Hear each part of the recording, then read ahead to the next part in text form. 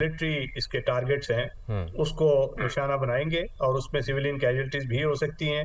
Iranians का ये view point था कि ये इस मर्तबा अगर जंग हुई तो वो उसको हतमी अंजाम तक लेके जाएंगे और वो बड़ी एक खतरनाक जंग होगी जिसमें वो तमाम अपनी जो कैपेबिलिटीज है उसको झोंकेंगे। ये उनका रिजॉल्व है जो अभी तक कायम है। और ऐसी भी बातें हो रही हैं, कुछ इंडिया दिया जा रहा है वहां से इसराइल की जानिब से कि ये बैल्कनाइजेशन की जानिब लेके जा रहे हैं ईरान को। और जो उनका प्राइम मिनिस्टर है इसराइल के, उन्होंने उस पे मैसेजेस भेजे हैं कि आजरीज, बलोच, आर्मीनियंस और कुर्द्स जो कि मुख्तलिफ नेशनैलिटीज़ हैं ईरान में, वो मुतहरक हो जाएं और इस रेजिम को टॉपल कर दें।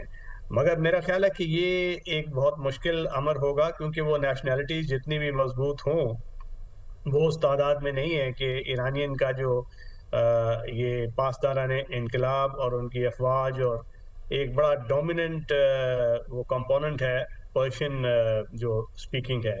तो ये बहुत मुश्किल अमर है। अलबत्ता इसका जो इमीडिएट फॉल आउट है वो गल्फ में हुआ है। यूएई में एक कैजुअल्टी बताई जा रही है।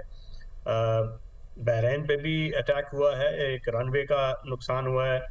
और जॉर्डन, कतर, जहाँ जहाँ अमरीकी ट्रुप्स हैं वहाँ पे अभी एक हाई अलर्ट का समा है। फ्लाइट्स को कैंसिल किया जा रहा है, तेल की तरसील भी मुतासर होगी और ये बहुत इसके मनफी मुज़रात होंगे जो लोग गल्फ ऑयल पे डिपेंडेंट थी, जो इकॉनमीज उनके लिए। सर, इस और खित्ते इस में वक्त मजमूई तौर पर कितने अमरीकी बेसिस हो सकते हैं और कितनों को अभी निशाना बनाया है अभी, और मज़ीद कितनों को निशाना बना सकते हैं? और फिर उनकी जिन ममालिक में वो बेसिस बने हुए हैं यकीनन वहाँ से भी फिर रद्दअमल आएगा।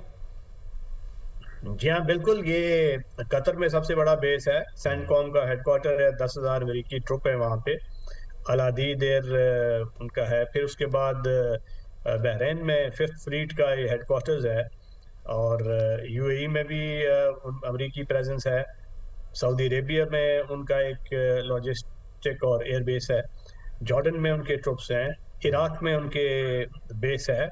और ये इस वक्त इतनी ज़्यादा उनकी प्रेजेंस है, मगर उन्होंने मुतवक्को ये जो हमला था इसके पेश नज़र वहाँ से इवैक्यूएशन भी की हैं। और कल आपने देखा होगा कि इसराइल से भी जो अमरीकी सिफारत खाना है उसके अमले को इवैक्यूएट करवा लिया गया था। तो इसका मतलब है कि उनका जो एक माइंड सेट था वो पूरी तरह तैयार था और ये वेल प्लान्ड एक ऑपरेशन हुआ है।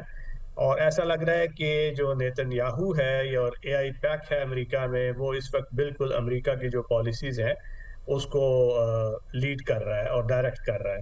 और अब ये बड़ा ख़तरनाक एक सिचुएशन है क्योंकि ये कितनी ड्यूरेशन पे चलेगा।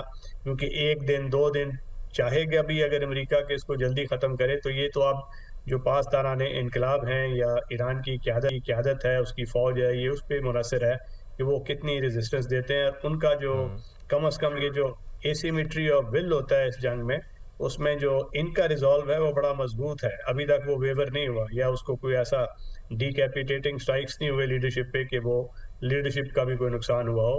तेहरान में आप विजुअल्स देख रहे थे, कुछ अटैक्स हुए हैं, कहने का वो मिलिट्री टारगेट्स हैं मगर धुआं वो सिविलियन इलाकों के आसपास भी वहां से निकल रहा था।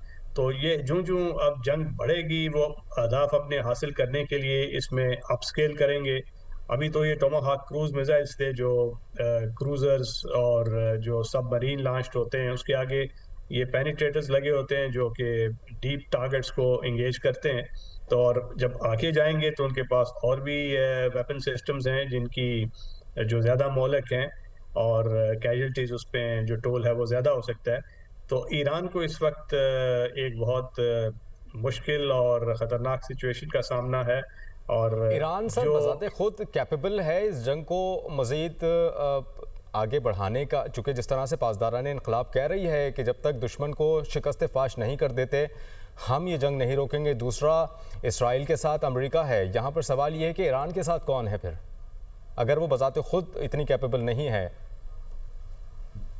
देखिए, उनकी कैपेबिलिटी में उनकी मिसाइल कैपेबिलिटी तो है। उसके बाद उनके जो बड़ी स्ट्रॉन्ग मिलिशियाज हैं उनका बड़ा वेल इंडोक्ट्रिनेटेड हैं। लीडरशिप का बड़ा स्ट्रॉन्ग होल्ड है उनकी पूरी पॉलिटी पे। और उसमें ईरानियन जो बाय एंड लार्ज हैं वो क्लीवेजेस ऐसे कोई नज़र नहीं आते जैसे कि एथनिसिटीज़ की लाइन पे कोई उसका ब्रेक अवे फैक्शंस हों। और कोई ऐसी स्ट्रॉन्ग फैक्शन भी इस वक्त नज़र नहीं आ रही। मुजाहिदीन खाल्क और इस किस्म की पहले फैक्शंस हुआ करती थी, मगर इस मर्तबा ऐसा कुछ वहाँ पे नज़र नहीं आ रहा।